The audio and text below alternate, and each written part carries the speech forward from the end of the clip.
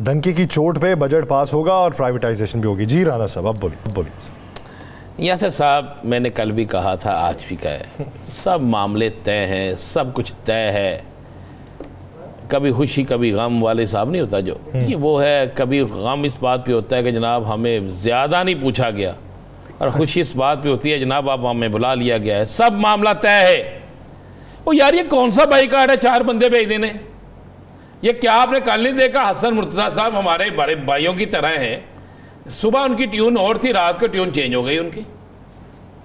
आपको समझ नहीं आ रही कौन सी? आप कहते हैं कि आखिरी हद तक वो चले जाएंगे, फिर कोई नहीं है। आज की तमाम अखबारात, तमाम की तमाम अखबारात उठा ले, इंग्लिश उर्दू तमाम अखबारात उठा ले, क्या है?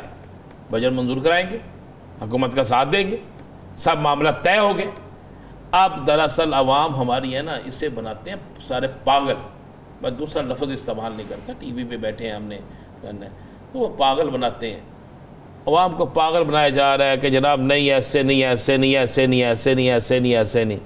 बजट मैंने आपसे कहा था पास होना है, या आखिरी बजट हो या पहला बजट हो, बजट पास होना है। और दूसरी बात आप जहन में रखिएगा एक चीज़, ये जो कह रहे हैं नचकारी होनी है फैसल वाडा साहब की, एक बात से मैं इत्तेफाक करता हूँ, दूसरी बात से मैं कहता हूँ कि नचकारी पे बहुत से मामला ऐसे उलझने हैं कि इन्होंने उलझते उलझते इतना उलझ जाना है कि उस उलझी हुई चीज़ से निकल ही नहीं सकना। इनके सारा कुछ इनके हाथ से निकल जाएगा, इक़्तिदार समेत, लेकिन ये नहीं कर सकेंगे। ये बात आप नोट कर लीजिएगा। आगे चलते आज की जो सबसे बड़ी खबर है ना यासर साहब, उसको कोई टीवी चैनल डिस्कस नहीं कर रहा, कोई टीवी चैनल। इद्दत ने कहा केस नहीं यार, ये भी छोटी खबर है।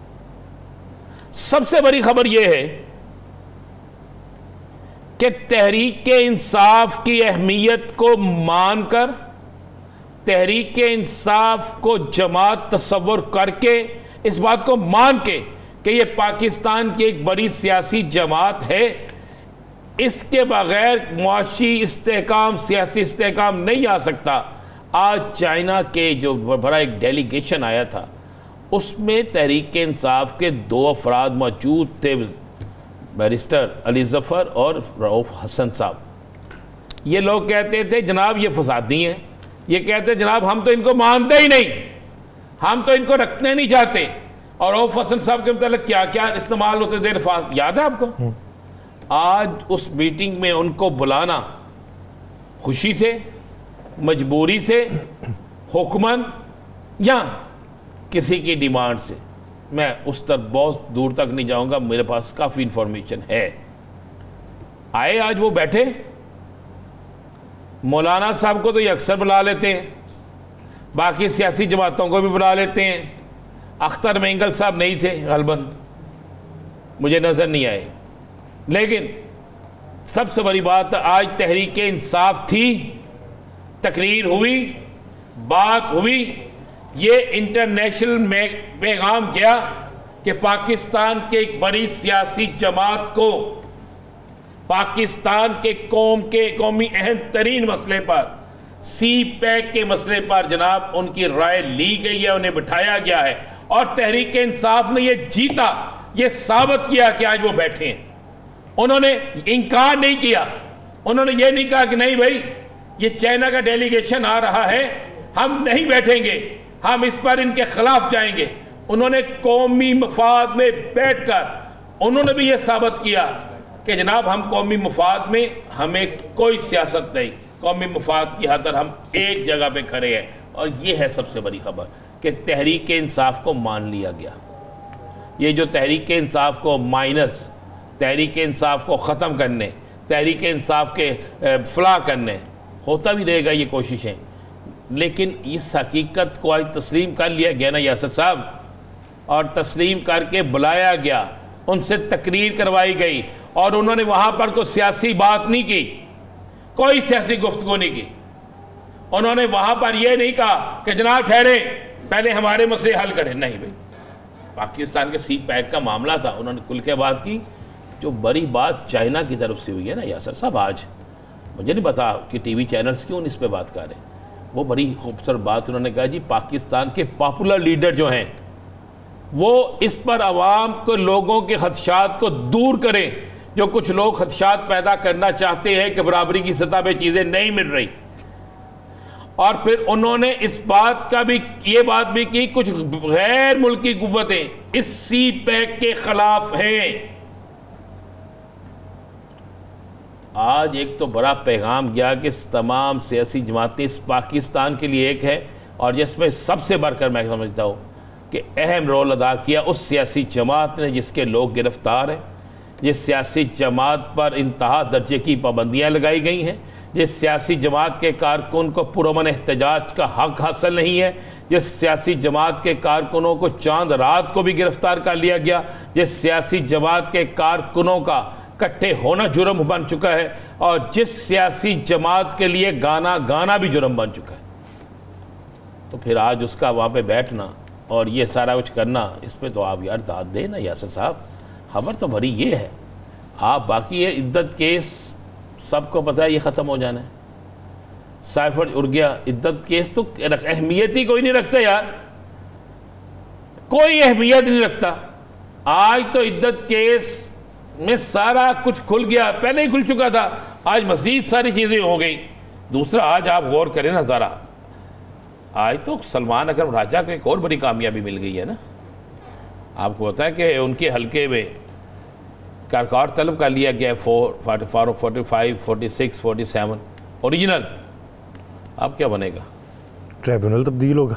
हाँ, ट्रिब्यूनल तब्दील होगा, कुछ नहीं होता। फिर वक्त मुकम्मल हो जाएगा इसी तरह तब्दील होते होते। ओके, गंदा कौन होगा? आवाम की नजरों में कौन गंदा होने का डर है राना साहब इस वक्त, किसी को गंदा होने का डर है इस अगला इलेक्शन तो है ना यासर साहब। एक चीज़ आप ज़हन नशीन कर लें, अभी आपने कहा कि शाहिदा खान अब्बासी साहब कहते हैं कि हुकूमत नहीं चलेगी।